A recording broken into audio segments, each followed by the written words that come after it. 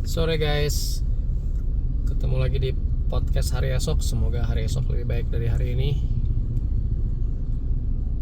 Jumpa lagi di vlog pulang kerja edisi 28 April 2025. Lihat depan ya guys, rame banget, luar biasa ramenya jam-jam sibuk kayak gini.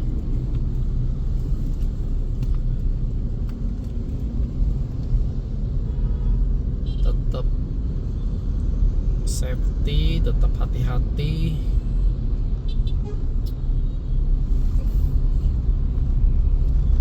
Karena di jam-jam segini nih semua orang udah keburu pengen sampai rumah.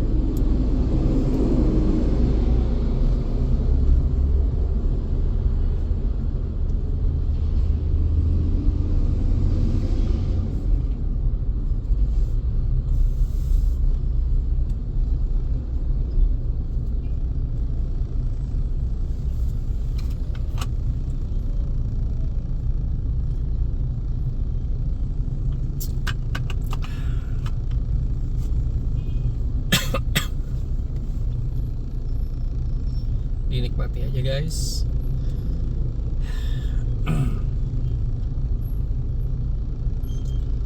Satu saat lu juga pasti kangen ya situasi kayak gini. Situasi lu pulang kerja, pada saat lu pensiun ya, lu kangen situasi kayak gini. Percaya sama gua. Lu pulang kerja saat lu inget di masa-masa produktif lo, ya kan? Di masa-masa produktif lo bermacet-macetan.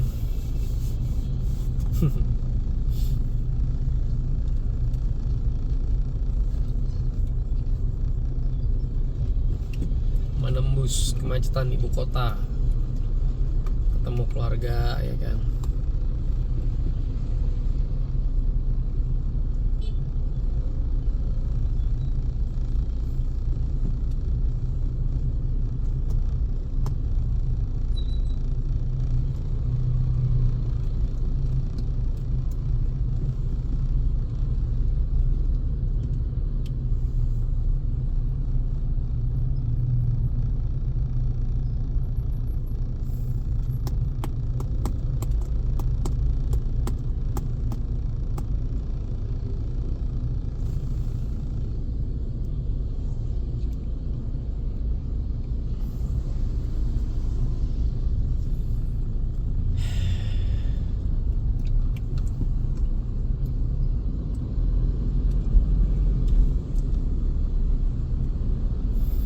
Lo tim lewat jalur busway apa jalur biasa guys?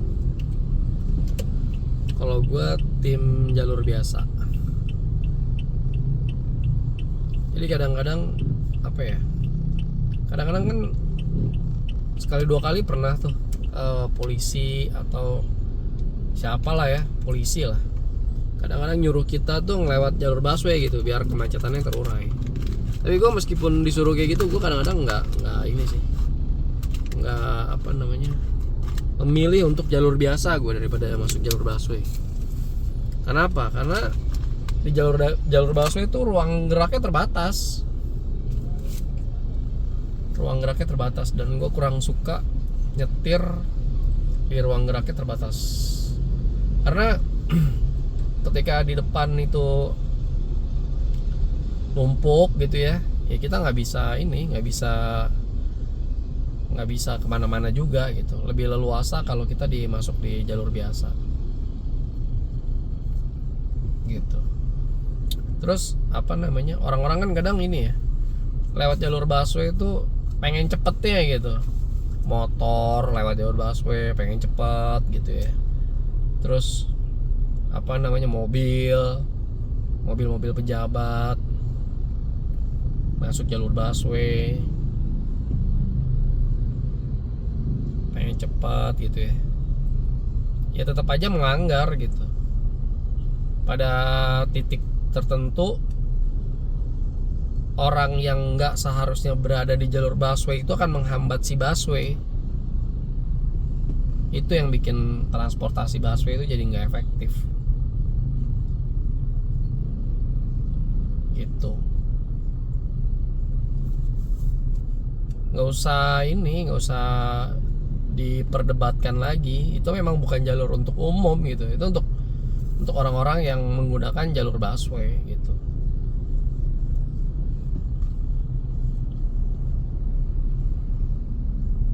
Walaupun kadang ada ya jalur busway yang dia sebut aja ini jalur hybrid lah.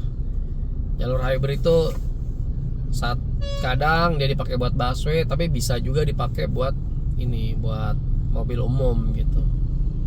Tapi kalau yang nggak hybrid, yang khusus busway ya jangan dilewatin guys gitu.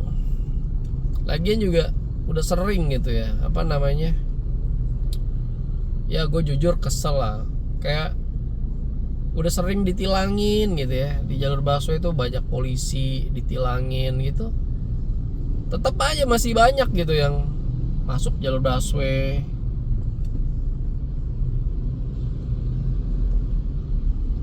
Kayak nggak kapok. Udah gitu masih berargumentasi lagi. Ya udah jelas-jelas salah gitu ya. Kalau ditilang dia nerima gitu ya nggak apa-apa lah ya. Dia udah ngaku-ngaku salah. Mungkin dia emergency, pak, maaf pak, tapi jangan bohong ya, jujur lah, pak maaf pak, orang tua saya sakit gitu, anak saya sakit, saya perlu cepat sampai di tujuan gitu. Oke lah ya kan. Tapi lo kondisi normal ya kan, nggak ada emergency, lewat jalur busway, giliran di depan ada polisi atau macet, pembatas jalannya yang diangkat. Gila itu lo, stres. Motor diangkat-angkat, apa coba, jelas banget itu apa namanya,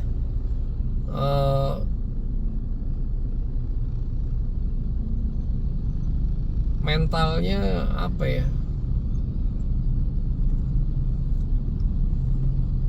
mental nggak bertanggung jawab gitu ya kan. Kayak orang primitif sih kalau gue melihatnya gitu. Ya iyalah, dia cuma mikirin dirinya sendiri gitu ya, nggak mikirin orang lain. Pembatas jalan diangkat atau digeser, terus dia lewat situ. Abis dia lewat situ nggak dibalikin, ya jelas lah siapa yang mau balikin ya kan. Satu, itu berat. Kedua, ya tanggung jawab yang menggeser lah gitu loh. Terus sempat ada orang kecelakaan gara-gara dia nabrak pembatas jalan yang digeser.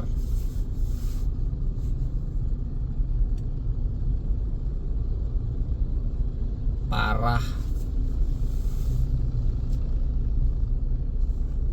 Jadi ya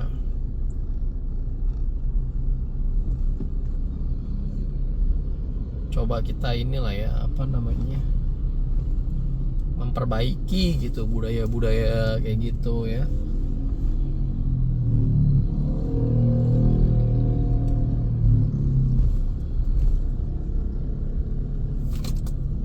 Apakah kita terus sampai cepet gitu? Apakah signifikan gitu maksudku, apa yang dikorbanin dengan apa yang kita peroleh?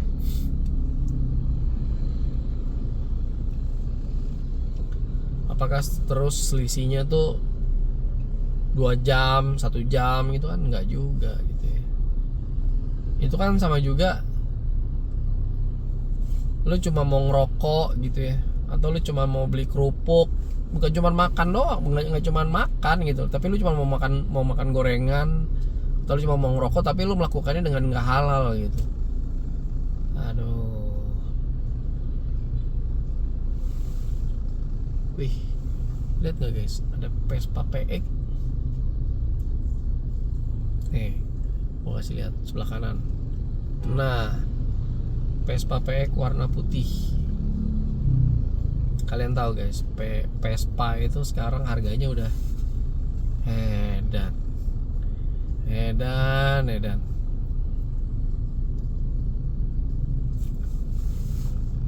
Vespa Kongo. Dulu waktu tahun 2000 gue beli Vespa, itu paling mahal harganya 5 juta. Sekarang ada yang 200 juta, 300 juta. Bahkan ada yang Vespa 1 miliar, buset. 700 juta. Gila sih. Tapi emang naik Vespa tuh asik sih. Asiknya kalau nggak di jalan kayak gini. Kalau kayak gini ya naik Vespa Matic asiknya. Pagi gitu ya, di kota-kota yang emang menyenangkan gitu buat naik Vespa atau buat naik motor yang lain gitu ya, naik Harley, naik motor tua, naik BSA gitu, lo ngerasakan suasana yang lain gitu daripada lo naik Vespa di Jakarta. Ya ada sih momen-momen Jakarta tuh bisa dinikmati sama apa, motor-motor gitu ya. Kayak lo lagi San Mori minggunya pagi banget gitu.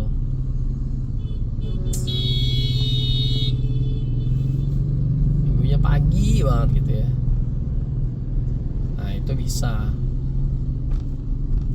Tapi coba lo misalnya contoh nih, nah ini pas banget nih depan gua nih. Kayaknya entah dia mau pindahan atau di Vespa juga baru laku gitu ya, terus dikirim. Oh bukan PX, eksklusif guys, Vespa eksklusif warna putih. Wah klasik banget sih, klasik banget. Gue tuh kalau ada motor atau mobil klasik gitu ya, terus warnanya putih itu kayak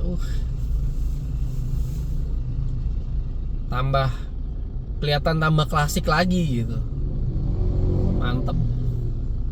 Warna putih itu kayak abadi aja gitu. Emang dari dulu sampai sekarang tuh ada gitu, kalau mobil tuh atau motor tuh warnanya putih.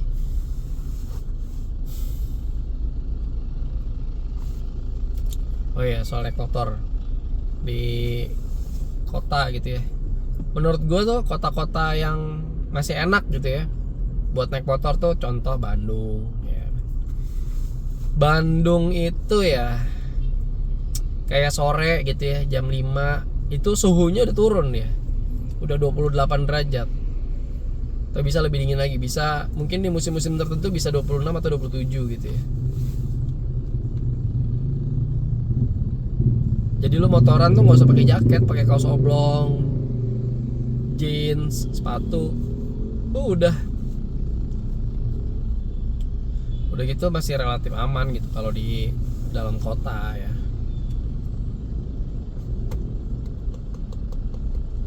Terus kota yang masih enak juga buat naik motor tuh Jogja. Wah Jogja asik sih, karena di dalam kota aja objek wisatanya tuh banyak gitu. Sambil muter-muter keliling Jogja tuh, wah syahdu sih emang kalau naik motor tuh, apalagi kalau motornya Vespa. Jalan ke Malioboro, kanan kiri ya kan? terus berhenti di angkringan, ngeteh, makan, jalan lagi. Enak banget. Makan nasi goreng, mie godok, naik Vespa. Aduh. Dulu gue sempat punya Vespa, guys. Vespa gue Vespa VBB, bukan VNB ya, VBB. Yang 4 gear. 4 gear. Itu gue beli tahun 99. Beli tahun 99 di harga 2.100.000 VBB. Ada grafitinya di depan. Norak banget gue pikir-pikir sekarang. Warnanya ungu lagi. Anjir. Tapi gimana ya?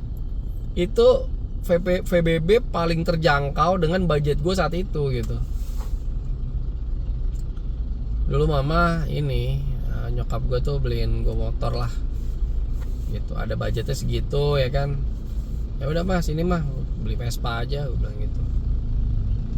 Nyari-nyari di Jogja, nyari.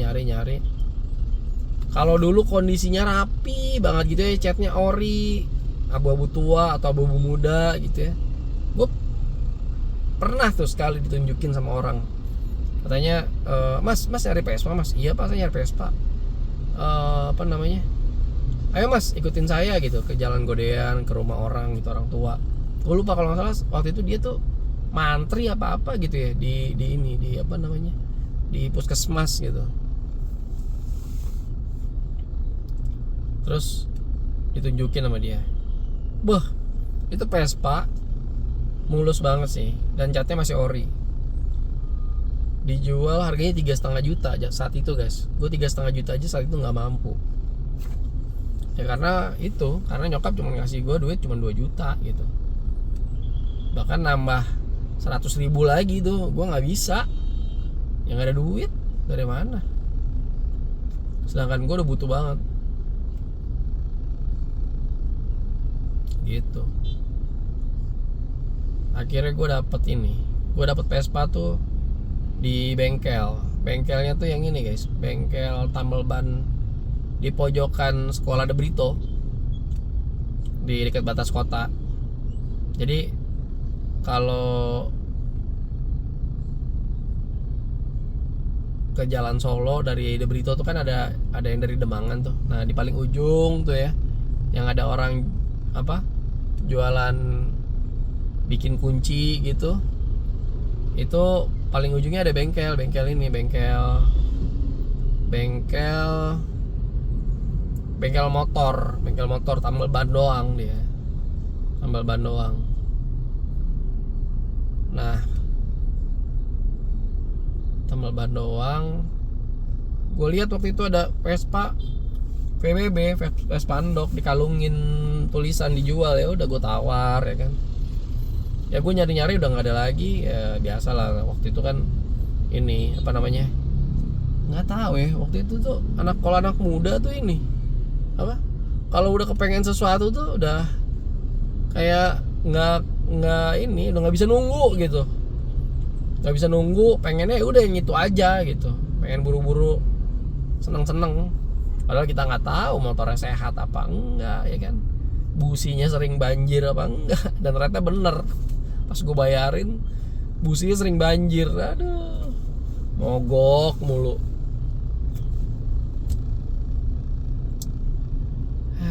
Gile, 25 tahun yang lalu guys, seperempat abad.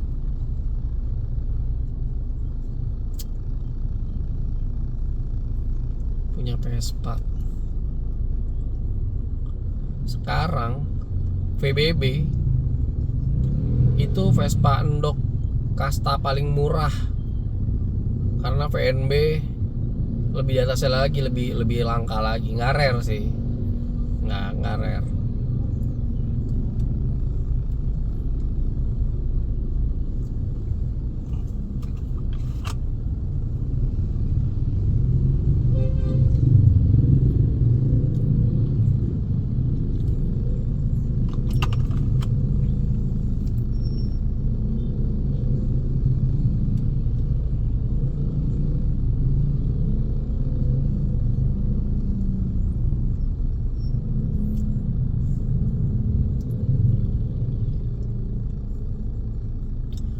terus ini dulu tuh kalau nggak salah gue sempat ikut klub kalau nggak salah. Gue diajakin siapa gitu ya. Pokoknya kalau malam minggu itu ngumpul lah gitu kan. Ngumpul.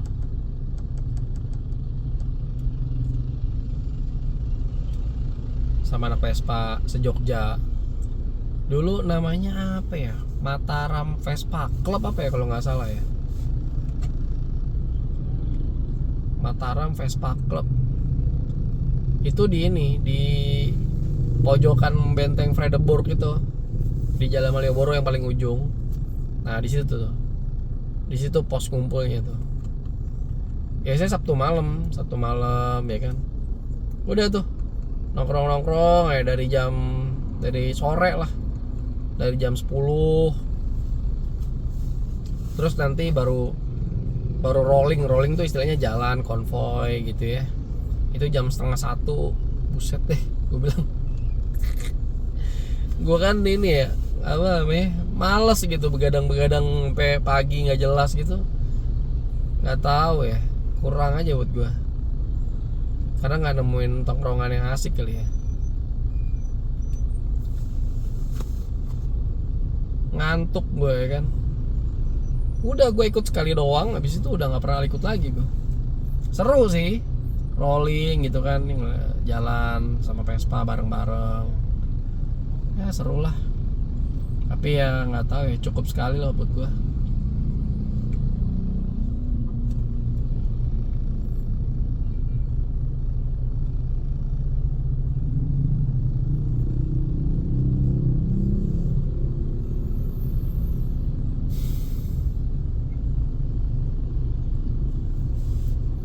Macet banget guys di sini kalau sore.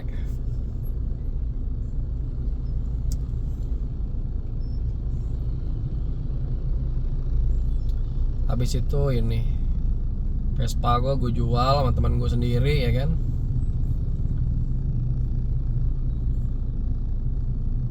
Karena gue udah capek juga sih memeliharanya tuh. Harusnya waktu itu gue tuker dengan Vespa yang lebih sehat ya. Tapi karena apa ya, gue lebih butuh transportnya gitu daripada menikmati keunikannya. Kalau sekarang punya Vespa mungkin iya gitu ya, bisa dipandang-pandang doang, naik motor sekali-sekali. Ini kadang-kadang gue heran kayak gini nih, motor box gini nih, Holland Bakery gitu ya. Nyelip tuh lincah banget, dia nggak takut nyenggol mobil orang gitu ya. Mungkin dijamin kali ya sama Holland Bakery ya. Lo pokoknya delivery ini cepet gitu ya. Pokoknya kalau baret mobil orang tuh tenang aja, ntar gue ganti gitu kali kita perusahaannya. Lincah banget loh. Gila. Terus gue jual Vespa gue ya kan. Vespa gue jual, udah gantinya Vega, Yamaha Vega.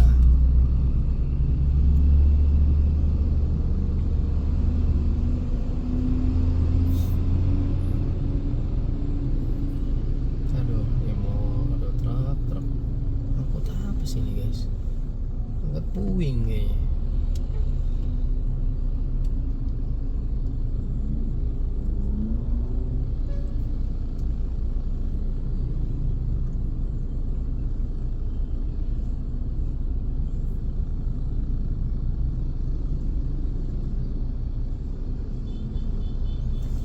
Aduh,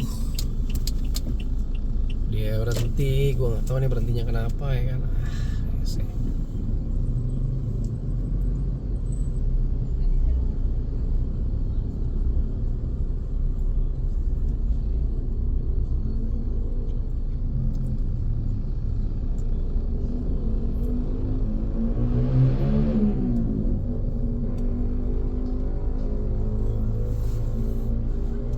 Sekarang apa namanya, mau beli Vespa lagi, udah harganya tuh udah nggak masuk akal gitu loh. 50 juta ya kan, 100 juta gitu. Karena kalau dipikir-pikir tuh ya, kata rare itu ya memang bentuknya bagus sih kalau menurut gue ya. Bentuknya tuh endok gitu ya, bentuknya lucu gitu. Cuman ya sebenarnya nggak bisa dibilang rare juga gitu, karena banyak aja kok di jalan. Untuk spesies tertentu emang rare sih. Ada beberapa yang rare. Yang apa tuh namanya?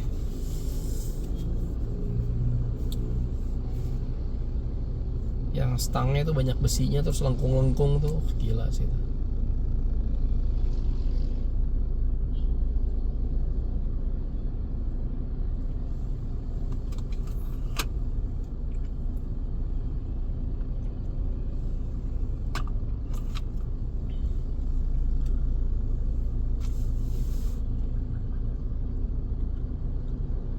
Tadi balik dari kantor agak telat guys, jadi ya gini lah, 1 jam lebih baru sampai sini. Ini stuck di Tomang.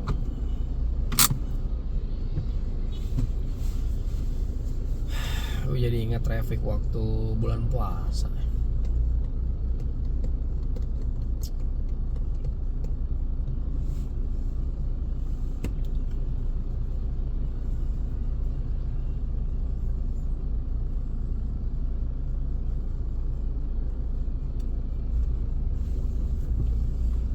Vespa.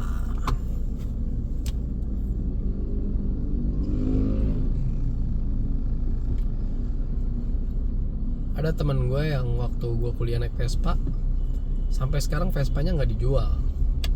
Gila, mantap sih itu. Punya kenangan gitu waktu pacaran. Aduh, asik banget. Asik banget.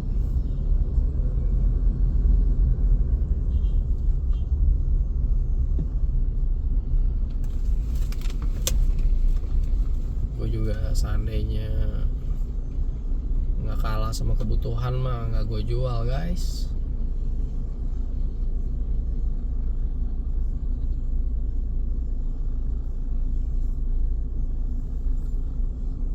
Asik sih naik Vespa itu.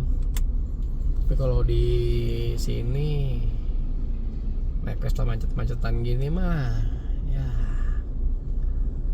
keringetan doang guys.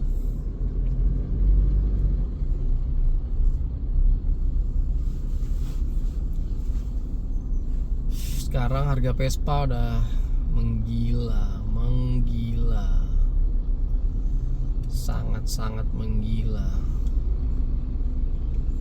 PBB 500 juta, 50 juta, VNB 100 juta.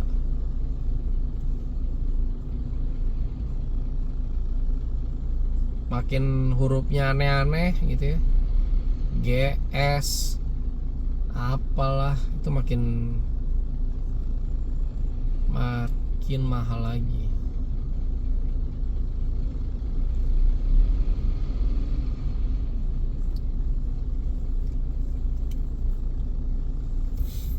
Buat orang ini ya, kalau gue sih gini, prinsip gue ya, meskipun ya karena kemampuan finansial orang kan beda-beda ya. Buat yang kemampuan finansialnya terbatas, coba lu pikir lagi deh. Lu misalnya beli Vespa, lu suka banget gitu ya beli Vespa, dan lu nggak yakin apakah itu mau lu jadiin koleksi. Tapi meskipun lu jadiin koleksi, menurut gua kalau Vespa harganya sampai 500 juta sampai 1 M sekarang ini, menurut gua nggak worth sih. Ya terserah sih kalian mau bilang apa, cuman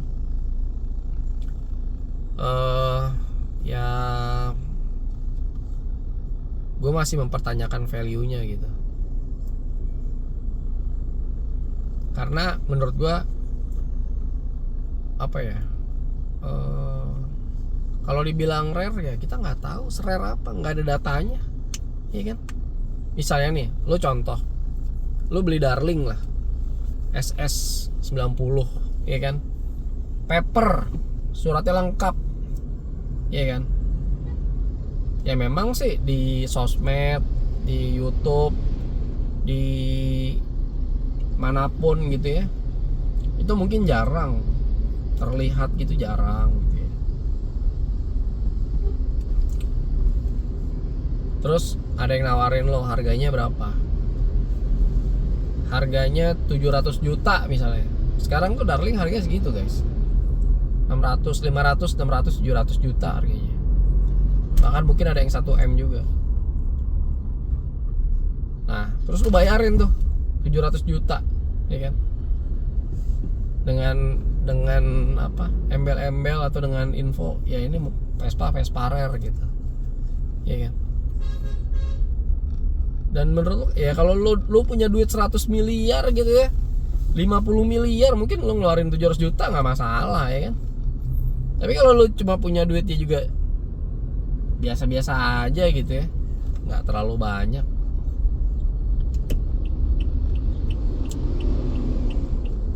dan 700 juta tuh jumlah yang signifikan gitu ya buat lo, ya kan? Lo beli nih, terus suatu saat lo kan nggak tahu populasi si Vespa ini di Indonesia berapa, angka pastinya ya. Lo cuma tahu nih kayaknya di jalanan jarang deh kelihatan gitu kan, lo kan cuma tahu itu doang, ya kan? Ada yang bilang endemik sinilah, seakan-akan memang Vespa itu cuma ada di daerah itu gitu. Nggak ada yang tahu juga gitu. Lu juga bukan, nggak ada yang memvalidasi lu tuh sebagai ahli Vespa juga gitu. Atau mungkin ada yang memvalidasi lu sebagai ahli Vespa juga pun mungkin semua orang ada yang ngerasa dirinya paling ahli gitu. Nah terus lo ini apa namanya, lo bayarin gitu ya 700 juta, gue bayarin nih 700 juta SS 90. Terus suatu saat pas lagi ngumpul, atau lu pas lagi jalan, atau pas lu lagi traveling kemana gitu ya, ke Flores, ke Ternate, ya kan? Ke Flores, ke Ternate, ke Banda, ke Jayapura, ternyata di satu tempat ada beberapa lo ketemu gitu. Nah, ada nih Vespa, ternyata Vespa yang gue beli nggak rare amat gitu. Dan lu udah terlanjur bayar 700 juta. Waduh, kalau gue sih sakit hati sih gitu. Terus misalnya nih, suatu saat lu nggak, kalau sekali lagi ya, kalau finansial lu terbatas, lu beli satu barang gitu ya dengan harga yang udah sedikit ya, atau bahkan banyak, nggak masuk akalnya gitu ya, para hobi apa segala macem gitu. Nah lo harus pikir dua kali tuh kalau lo mau jual. Sekarang lo beli SS 90 atau beli Vespa Darling gitu ya, lo beli harga 700 juta, lo mau jual lagi berapa?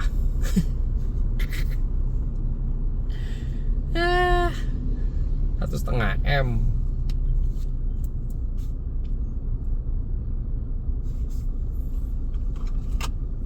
Mungkin sesama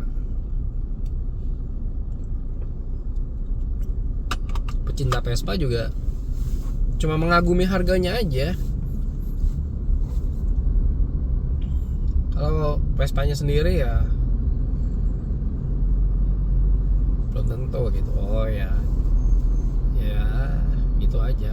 Weh SS, weh Darling, wah ini oke lah.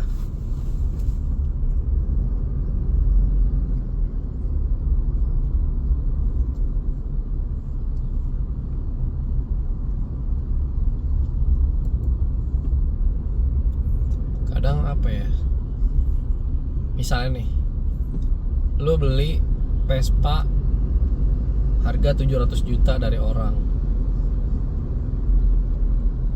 Nah, gue kadang-kadang bertanya-tanya gini sih, ya kan? Misalnya nih,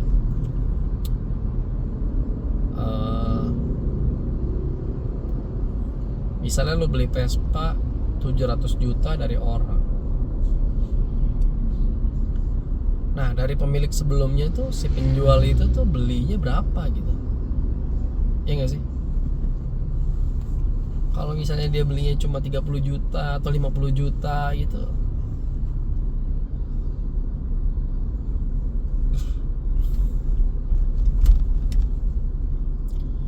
menurut gue itu ini sih, apa namanya, nggak fair. Trade-nya nggak fair. Karena apa? Karena orang itu memanfaatkan ketidaktahuan orang pemilik sebelumnya gitu ya, untuk bisa bertransaksi murah gitu. Sedangkan dia, karena dia udah tahu, memanfaatkan informasi. Ya ini masalahnya bukan ya, itu kan wajar. Lo kan, kita kan tahu, kita kan punya knowledge gitu ya, dan itu harganya mahal gitu. Gue sih paham.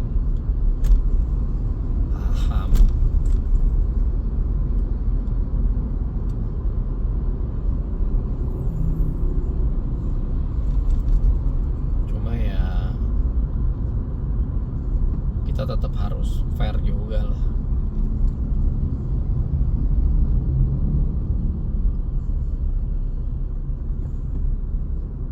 Apalagi kalau pemilik sebelumnya tuh orang nggak punya gitu ya,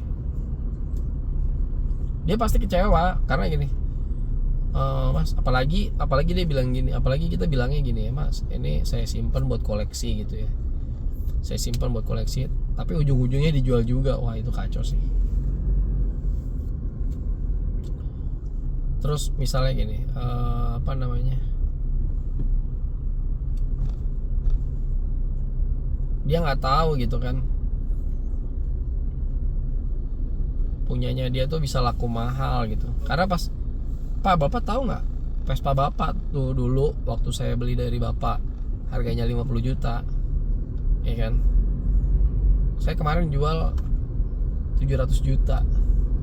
Kaget lah dia. Hah, 700 juta?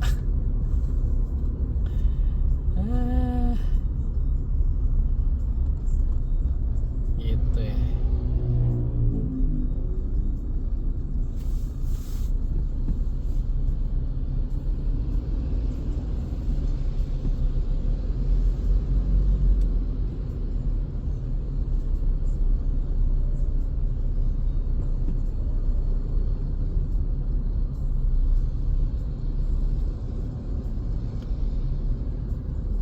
Uh.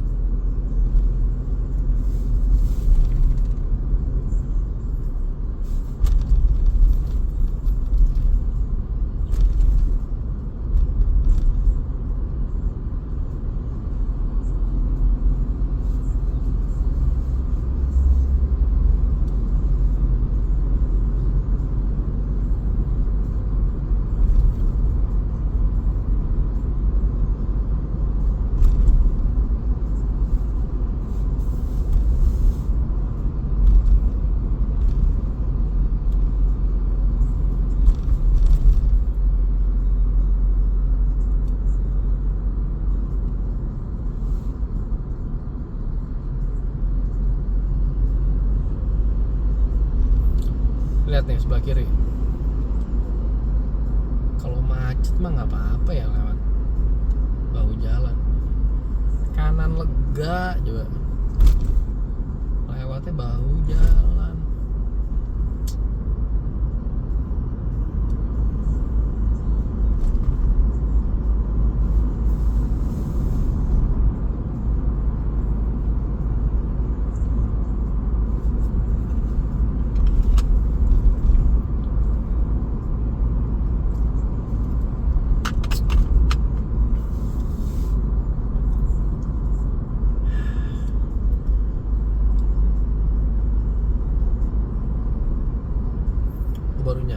lampu tolnya baru nyala ya.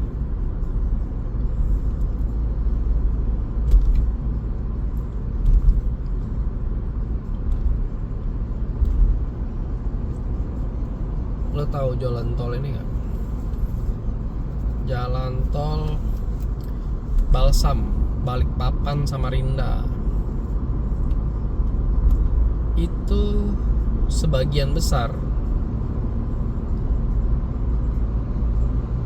nggak ada lampu jalannya, guys. Gila nggak?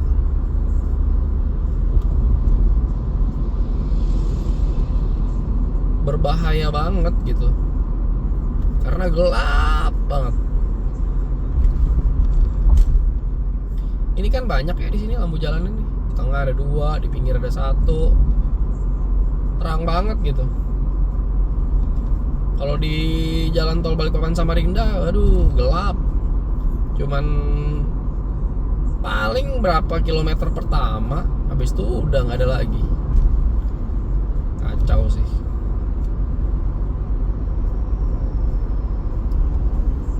Jadi menakutkan gitu loh buat orang yang berkendara sendiri malam-malam.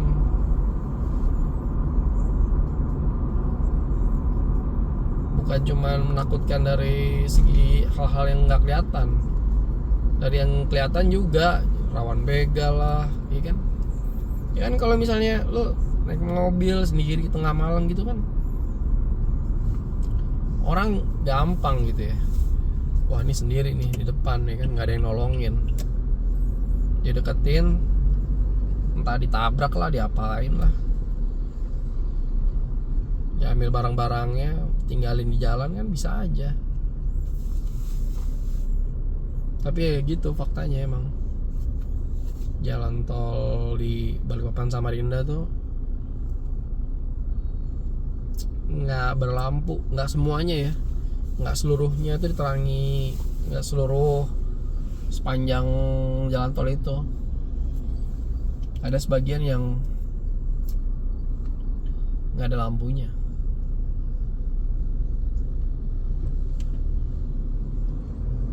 Paling nyaman emang jalan tol di Jakarta, rest area banyak gitu ya.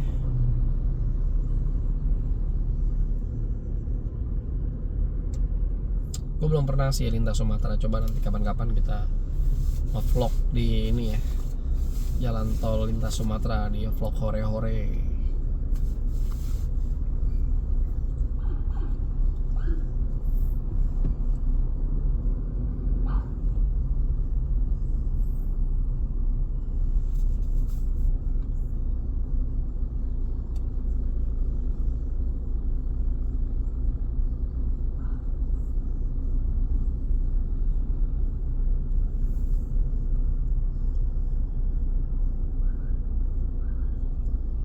Macet lagi di Karangtengah.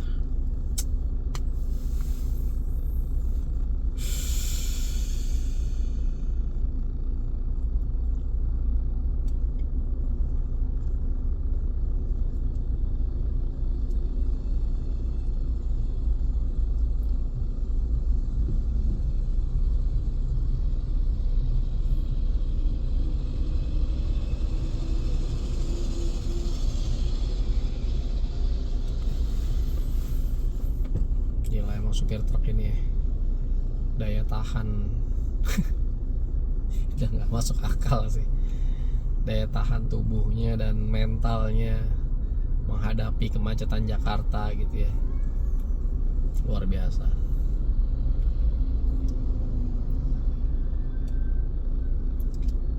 Karena kondisi truknya, lihat aja.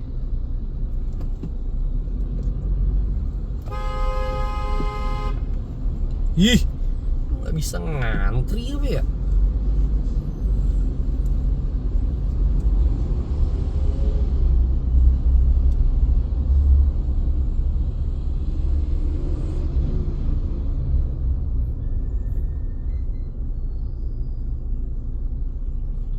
Motong-motong aja, heran.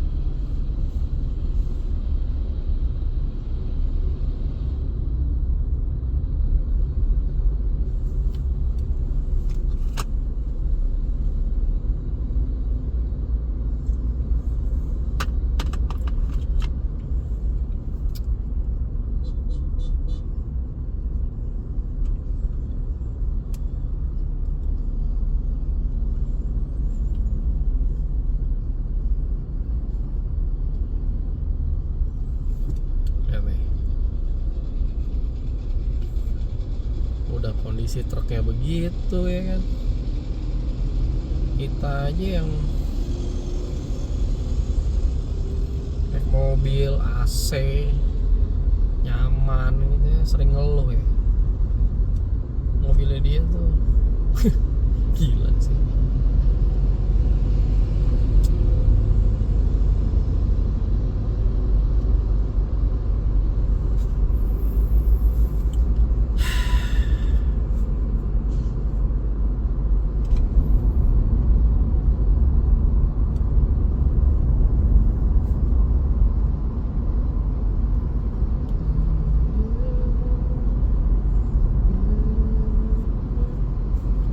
Lancar sebentar ya kan, macet lagi menjelang rest area Alam Sutra, baru lancar lagi.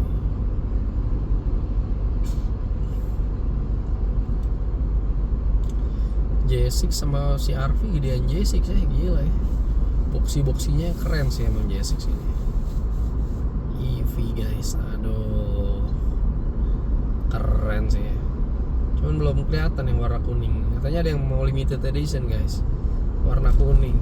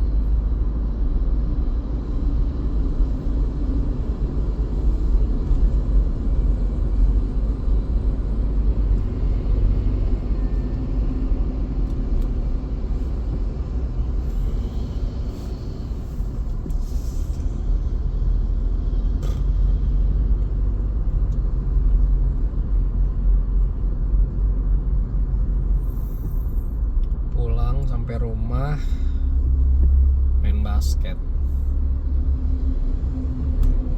karena udah ditungguin bapak-bapak main basket guys. Seru juga. Jadi di perumahan gue tuh di tengahnya ada lapangan basket kan. Nah,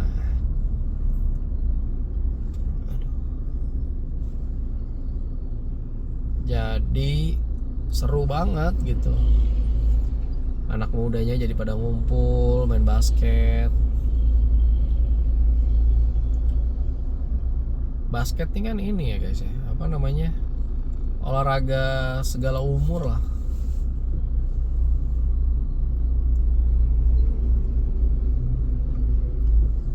Kalau siang, sore anak muda, kalau malam anak muda sama bapak-bapak yang pulang kerja ya kan. Seru. Yang paling tua tuh kemarin berapa ya umurnya? 63 apa 68 gitu, gila sih. Tinggi banget. Namanya Om Gandhi. Ntar coba ya, gua taruh di sini nih video basketnya. Udah tua tapi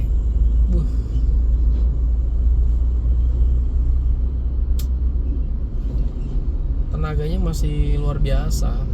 Masih lari, ngejar bola, rebound. Kadang-kadang ini ngejar bola tuh sampai lari terus tersandung-sandung gitu. Kita kan ngeri ya. Tapi semangatnya luar biasa sih.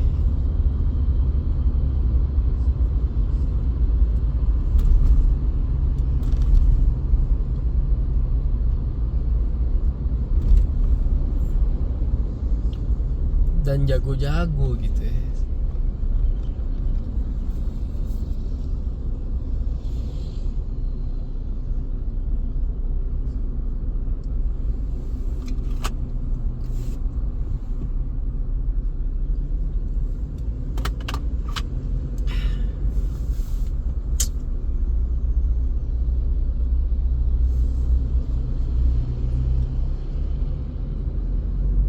tapi katanya bahaya juga ya, maksudnya untuk orang di umur-umur tertentu gitu ya, terutama umur 40 50 itu.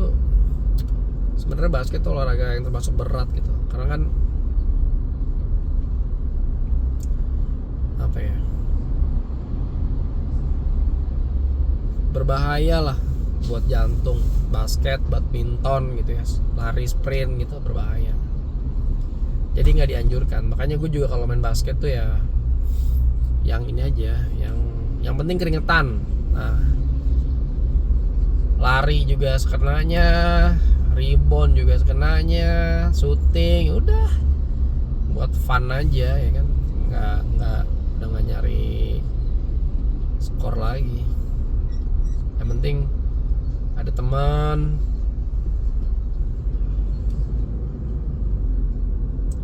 dapat kenalan ya kan, ngobrol-ngobrol.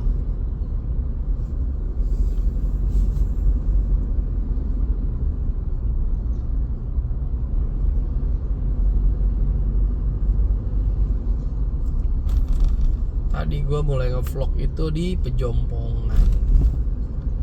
Sekarang 1 jam, mau 1 jam sampai rest area. Begitulah guys. Ini bisa 2 jam nih sampai rumah.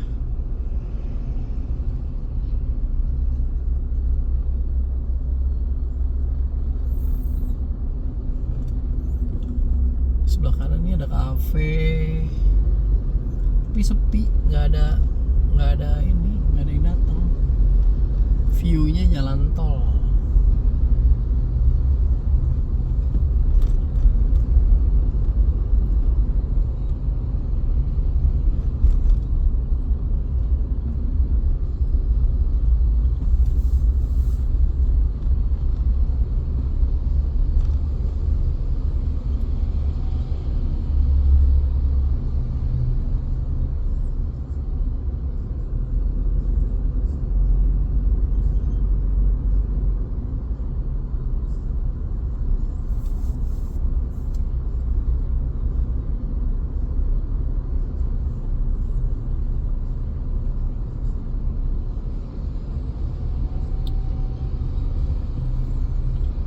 Tiga 30 km per jam.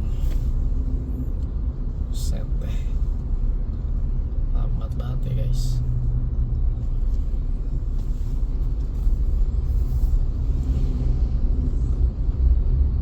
Sambil scroll juga.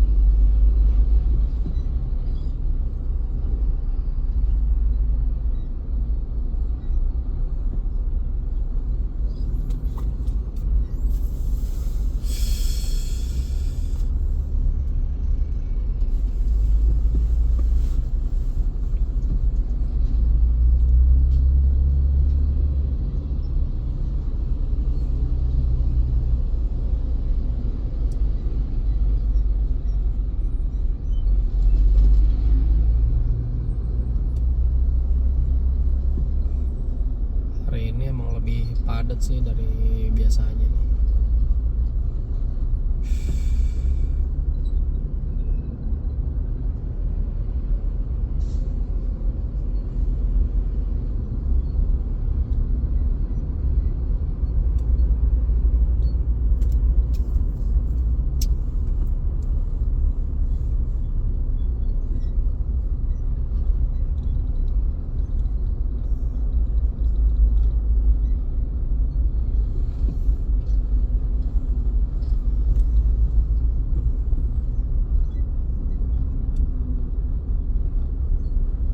Kenapa ya kadang-kadang gue pikir-pikir lebih padat gini ya.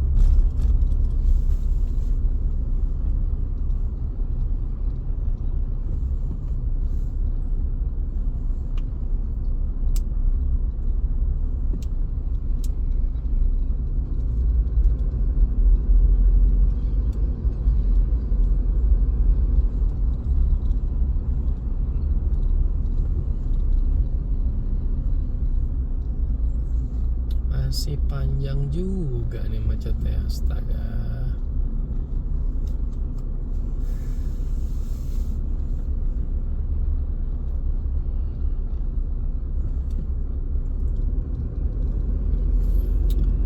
CX-3 keren ya guys.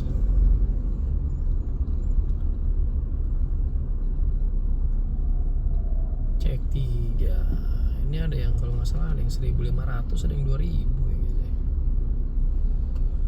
Keren ya.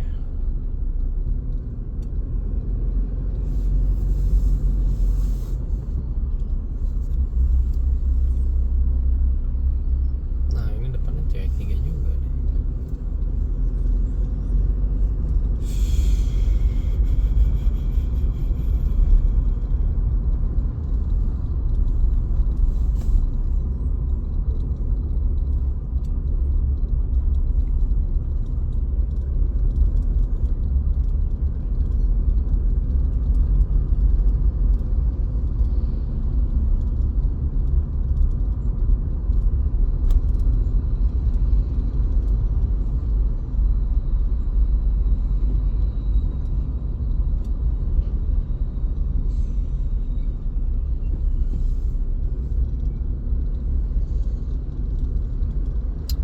Apa menurut kalian guys nih?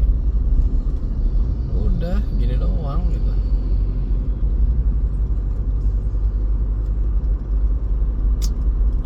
Gak jelas kan macetnya itu kenapa gitu.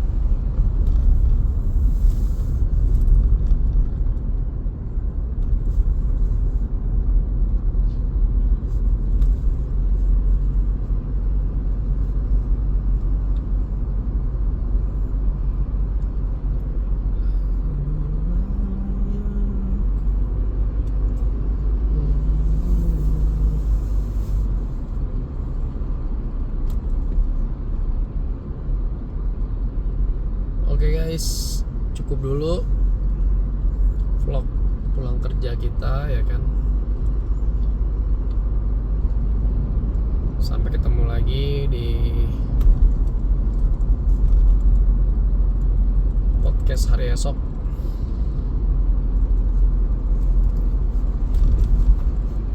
Di vlog berangkat kerja dan vlog pulang kerja. Sukses terus guys, sehat terus, jangan lupa subscribe.